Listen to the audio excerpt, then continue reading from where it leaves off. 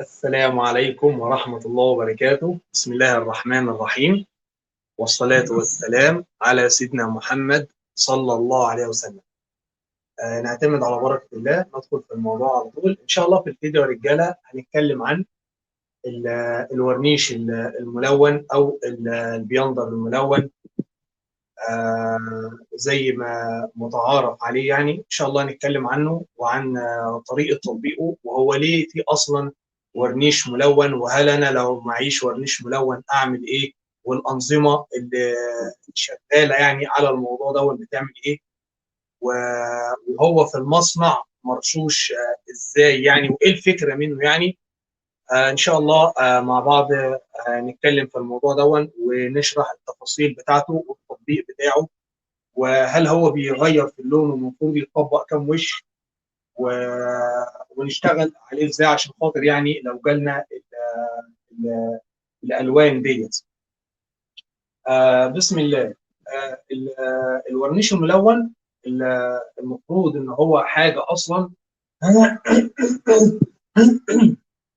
معموله علشان خاطر تجذب او تشد انتباه اللي هيشتري العربيه او العميل، عشان خاطر يكون شكل جمالي كويس، يكون في ميزات عن الالوان الميتاليك المعروفه يعني، اجمل طبعا وازهى، وهو بيكون غالبا موجود في الاحمرات الازرقات. الالوان دي بيدي شكل جمالي اكتر، علشان خاطر لما يجي يعني العميل يشوف العربيه يديله كده انطباع وايحاء حلو، فبالتالي ايه، يقبل يعني على العربيه من الجمال اللي شافه في اللون. طيب، المفروض اللي معروف لغايه دلوقتي يعني، احنا ان شاء الله هنتواصل مع المصانع المصنعه للعربيه، ولكن هي لما نزلت بقى السوق اللون بقى مش سهل ان هو يتعمل. في شركات انظمه عالميه كبيره اشتغلت على اللون، ان هي عملته عن طريق الورنيش الملون. يعني 3 كود، ارضيه من هنفرض ان هو احمر، بيبقى ارضيه احمر، وبعد الارضيه الاحمر دي بينزل بالورنيش الملون، سواء بقى طبقه او طبقه ونص او طبقتين، وبعد كده تمام. وفي شركات تانية بتحبس بعد كده هو بورنيش ملون لاسباب ان شاء الله هنتكلم عنها دلوقتي. الله يبارك لك، مساء الفل يا ابو يوسف. طبعا قبل ما بتخش على اللون، المفروض ان كل الشركات عارفه الموضوع ده دلوقتي، بتاع العربيات اللي هي فيها ال الانعكاسات اللي هي القويه ديت. هو الصوت واضح عندك يا ابو يوسف؟ تمام. عايزين نعرف بس الصوت يا رجاله واضح ولا في اي حاجه؟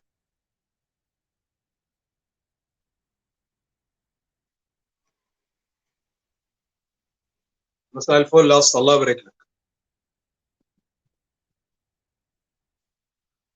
لو في حد عايز يخش معانا في البث يا رجاله ندخل مع بعض، مفيش اي مشاكل، بس حد كده عرفنا الصوت.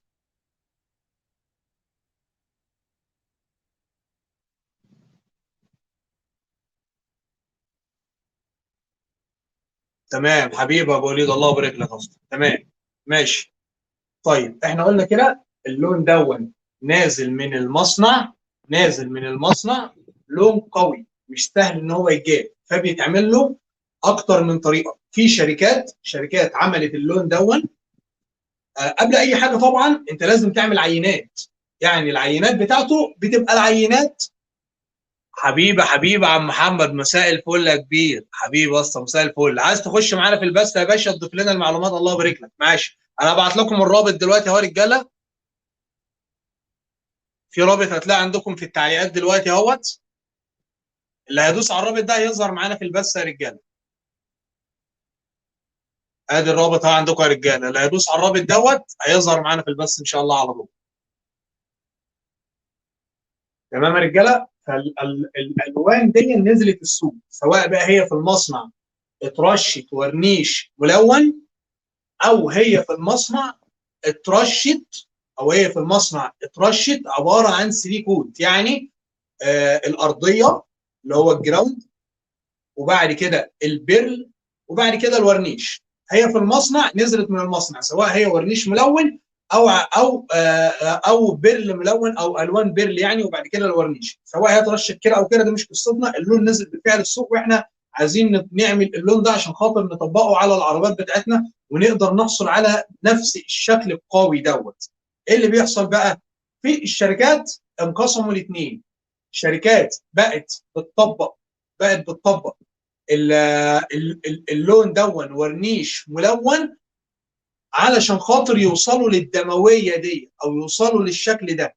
وشركات تانية ما بتلونش الورنيش، بتعامل اللون دون معامله الثري كوت، يعني بتدي الارضيه الجراوند، وبعد كده بتنزل بالبرل، وبعد كده بالورنيش.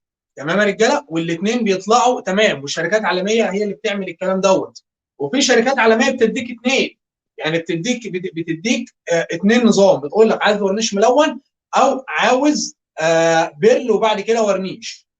تمام يا رجاله؟ ادي الفكره. ولكن انت اهم حاجه لازم تعمل عينات للون. الارضيه بتدي الارضيه اللي سواء هو احمر، بتجيب 3 عينات، عينه واثنين وثلاثه، بترش ال3 عينات اللي هو الارضيه، وبعد كده عينه منهم بتديها وش بتديها وش ونص، اللي هو هناخد ان هو ورنيش ملون دلوقتي، هتديها وش ونص ورنيش ملون، وعينه وشين مثلا، وعينه وش او عينه وشين ونص، يعني بتعمل 3 عينات مختلفين. وبعد كده هون بتجيب ال3 عينات دول بتطابقهم بلون العربيه. انهي عينه فيهم مطابقه؟ عينه مثلا رقم 2، يبقى انت بتاخد عينه رقم 2 هي دي اللي بتشتغل عليها.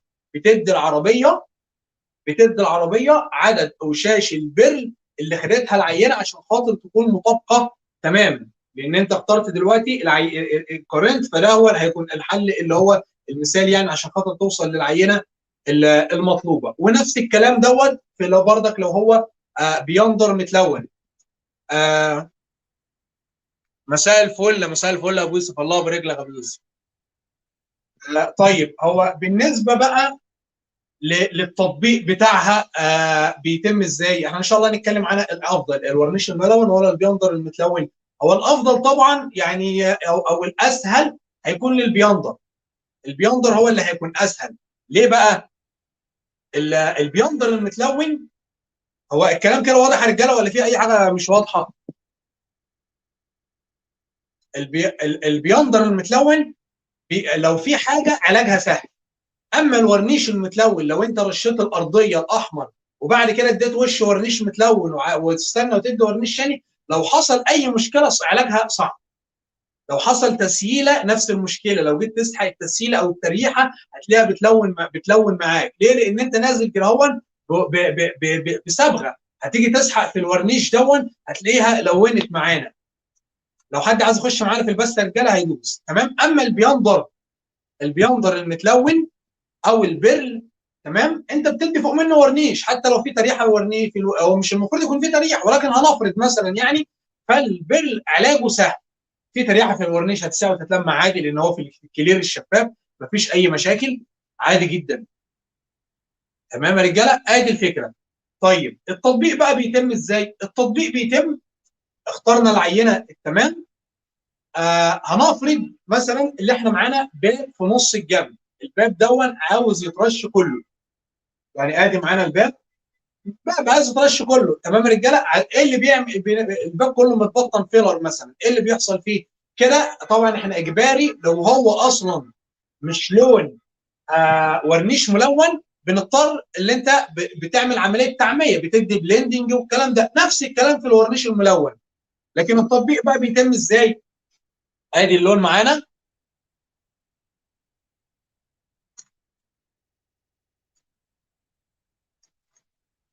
ادي الباب، نفرض ان ادي الباب اهوت، وادي معانا الرفرف، وادي الباب اللي جنبه. واضح يا رجاله ولا في حاجه مش واضحه؟ ماشي يا رجاله. هننزل بالجراوند بتاعنا اللي هو الاحمر بتاعنا كده مثلا مسافه هنا اهو. احنا عايزين ناخد بالنا ان الورنيش المتلون بيفرق في اللون. يعني احنا لو جينا بالورنيش الملون لغايه هنا اهوت، ماشي، لغايه الباب ده مثلا، الباب ده احتمال كبير جدا هيفرق مع الباب اللي جنبه. ليه؟ لان انت نزلت وش ورنيش ملون زياده، فهيفرق لك مع الباب ده. المفروض اخرج بالورنيش الملون يكون لغايه هنا اهوت، يكون لغايه الجزء ده. فاحنا نزلنا دلوقتي بالارضيه الاحمر بتاعتنا لغايه هنا اهوت. تمام. بعد كده بننزل بالاول وش ورنيش ملون، هنفرض ان هو وشين ورنيش مثلا، مش وشين ونص او وش ونص، هنفرض ان هم وشين ورنيش. هننزل بعد كده هو في الغالب هتلاقي الارضيه دي مختلفه، ممكن تكون عامله معاك برتقاني شويه، مش احمر اللي انت مستنيه. ادام السيستم ادولك عادي. ليه؟ لان الورنيش الملون لسه هيخلف معاك في اللون، هيفرق معاك في اللون. تمام. فانت دلوقتي نزلت بالارضيه اهي، هتنزل بقى بالورنيش الملون. قبل ما تنزل بالورنيش الملون مهم جدا جدا عمليه التجريء، تدي تجريء كويس قوي على القطعه دي عشان العفره، كل عفره تفرق معاك. هننزل بقى دلوقتي بالورنيش الملون، ايه اللي هيحصل؟ الورنيش الملون بتاعنا هيجي لغايه هنا اهو، مساحه اوسع.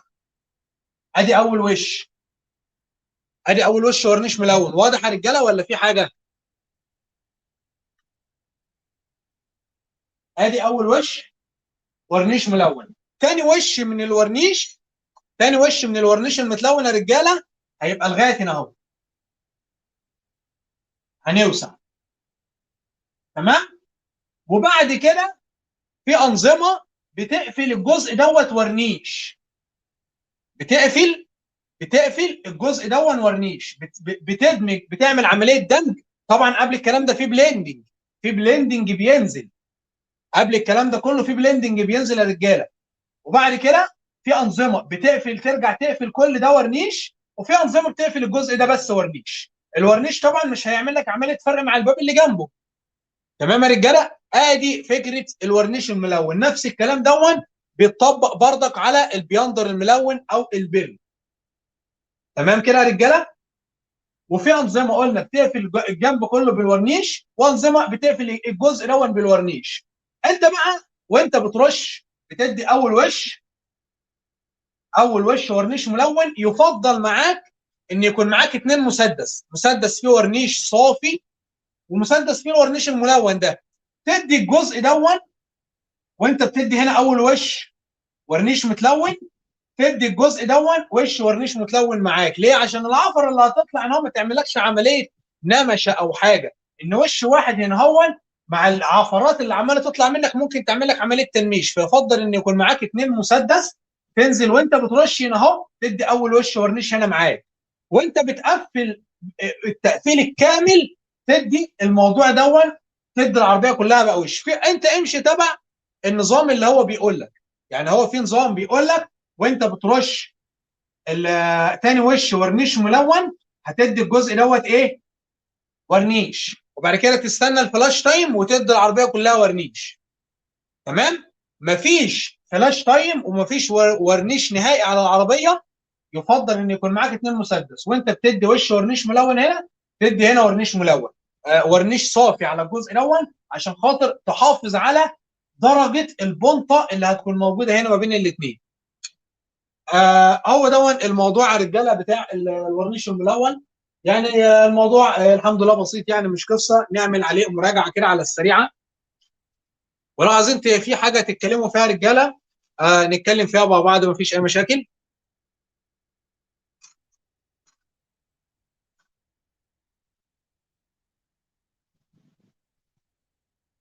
قلنا نمسح كده مراجعه على السريع على الكلام.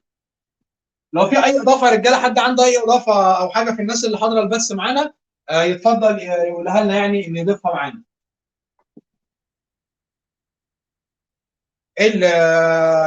الورنيش الملون يا رجاله دوت عن لون عباره عن لون بينزل من مصانع السيارات، لون عميق شويه، لون قوي، بيدي انطباع للعميل كده هو بانه يجذب العين ويشد انتباهه على العربيه واللون بتعجبه.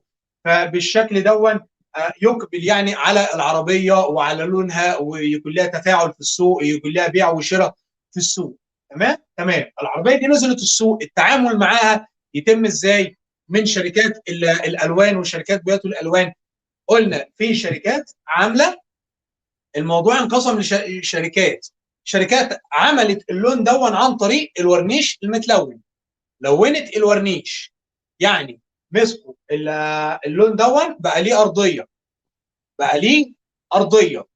تمام، هو في مصنع بترش ارضيه، تمام، عملوا ارضيه ليه، اللي هو الارضيه اللي هو لون احمر مثلا، عملوا ارضيه ليه، وبعد كده هو بعد الارضيه على طول بيدوا بقى الورنيش المتلون دون، بيعملوا ورنيش وبيضيفوا عليه لون معين احمر، لو هو احمر مثلا بيكون صبغه احمر معينه بنسبه معينه.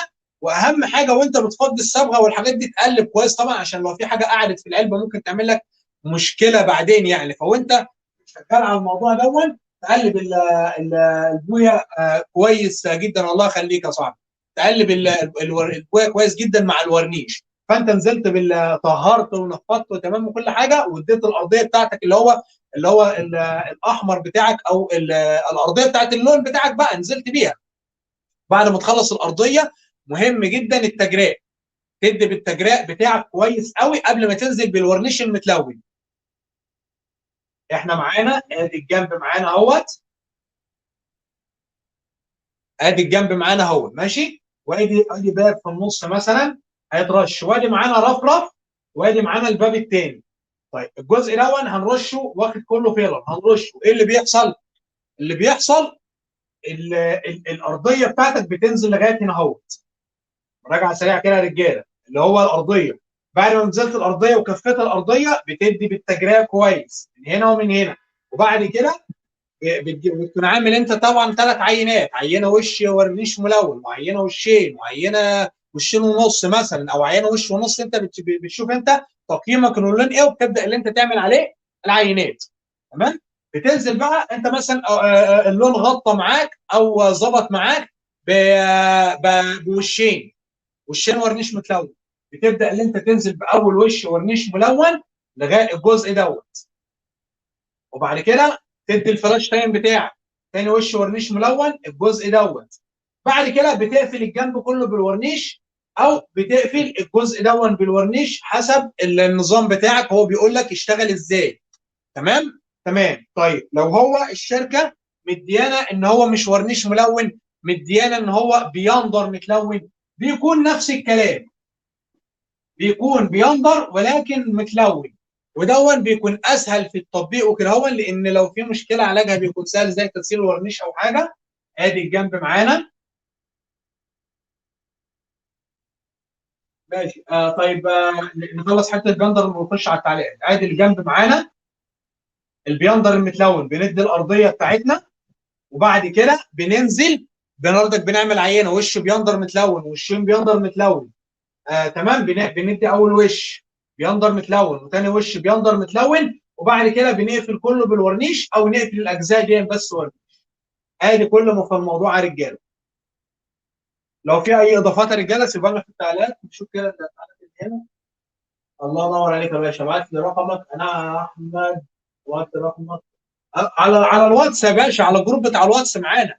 يعني هتدخل على الجروب بتاع الواتس هتلاقي على القناه، هسيب لك الجروب بتاع الواتس برضك في التعليم مثبت. يا ريت يا اخوانا المشرفين يا رجاله سيبوا اللينك بتاع الجروب يا رجاله هنا على التعليق هنا اهو.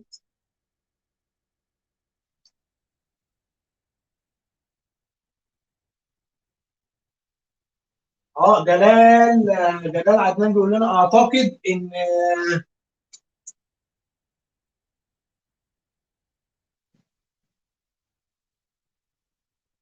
اعتقد ان في البلندنج ما في اي ورنيش.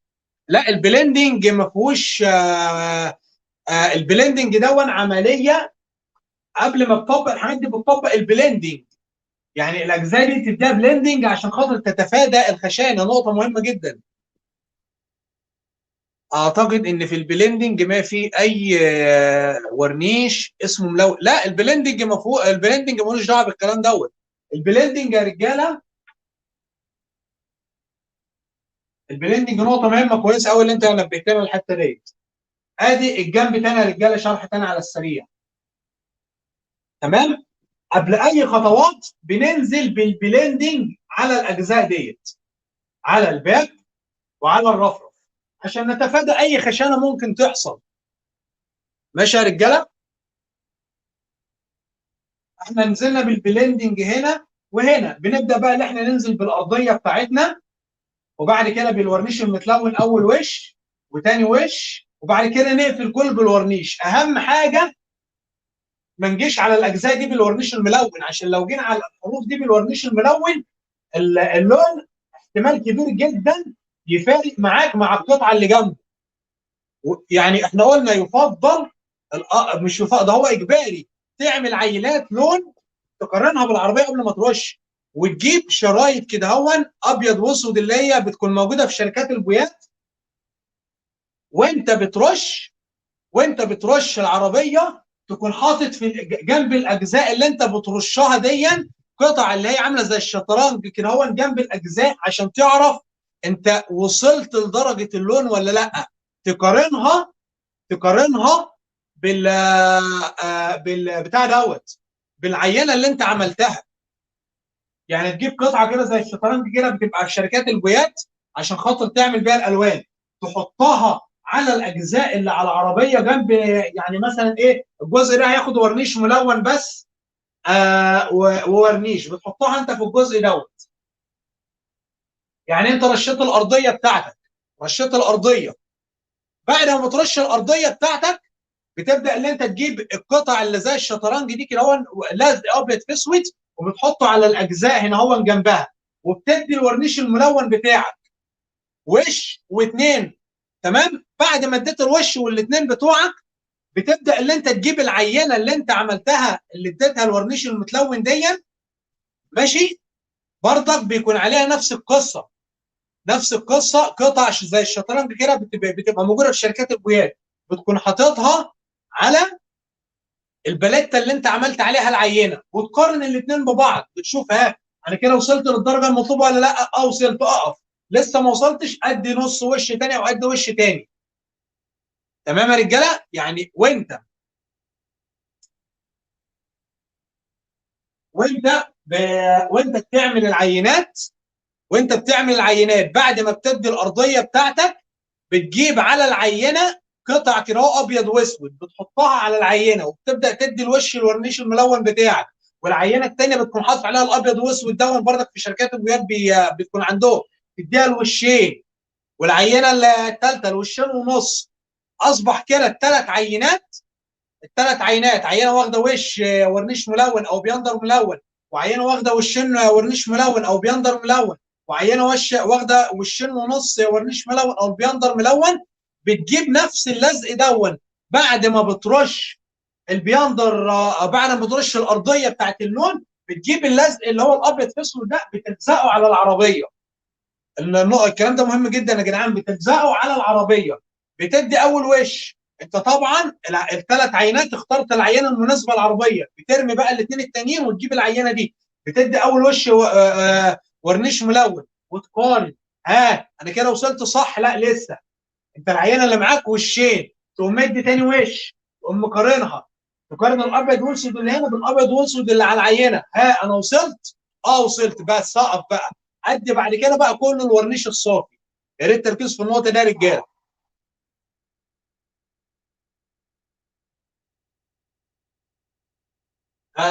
بتهيألي كده يا جلال، كده النقطه مظبوطه يا صاحبي. البلندنج مجرد للاجزاء الخارجيه اللي هينزل عليها العافره بتاعت اللون، لكن من الجنب هنا وهنا الجنب دون ولا هيجي عليه ورنيش ملون، ولا هو اهم حاجه كل نقطه نبعد. يعني احنا نزلنا بالارضيه، الوش الورنيش الملون يكون ابعد، الوش الورنيش الملون الثاني يكون ابعد، الورنيش الاخير يكون ابعد من الكل بقى. فالبلندنج دون بيتحط على الاطراف اللي هي هتاخد ورنيش بس عشان خاطر يمنع لنا عمليه التبقيع يعني او حاجه على البلندنج يا رجاله. واصعب لون الكاندي في البلندنج، لان انت لما تدي بلندنج وتعمل عمليه تمويه، وفي الورنيش الملون مش عايزين بقى حكايه ايه نقعد نهوي على الورنيش وكلام من ده، لان ده ورنيش ملون حبيبات برضك ممكن تتحرك معاك تعمل لك اي تبقيع او اي حاجه. هتدي الوش والريش، استنى الفلاش تايم بتاعه.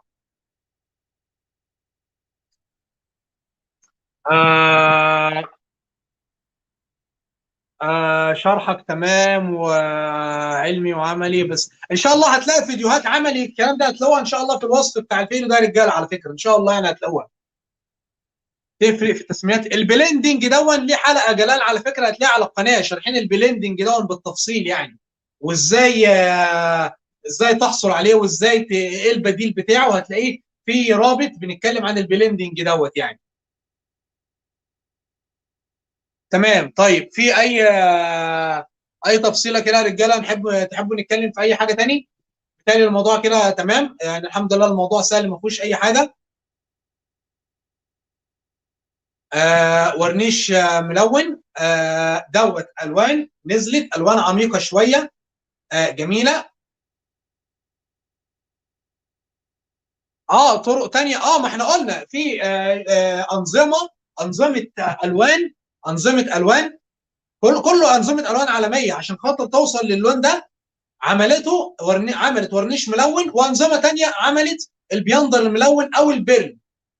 يعني في انظمه بتدي الارضيه وبعد كده الورنيش الملون، وفي انظمه بتدي ارضيه وبعد كده بيرل وبعد كده ورنيش صافي، مفيش حاجه اسمها ورنيش ملون، والاثنين بيحصلوا على نفس النتيجه. دي شركه عالميه ودي شركه عالميه. يعني الشركه اللي عملت الورنيش الملون بتقول ان هي اللون بتقدر تحصل على يعني الغمقان وكثافه اللون ودمويه اللون اكتر يعني. ولكن الاثنين شركات الكل يعني شركات عالميه مفيش اي مشاكل. وفي شركات بتديك الاثنين، يعني في شركات عشان توصل لوندا بتديك الخيارين، بتقول لك ورنيش ملون عامله لك التركيبه، والبياندر الملون او البيرل عامله لك التركيبه برضه. طيب بالتالي انا كده الموضوع الرجاله الحمد لله تمام.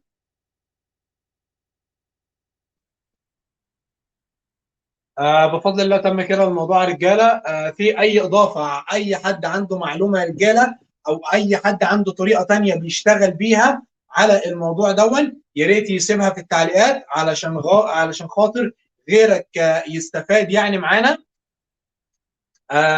يا رب يا رجاله يكون فيديو مفيد، ويا ريت لو اي حد عنده معلومه او اي اضافه ما يبخلش علينا، كلها يعني انت بتعمل عمل خير لوجه الله.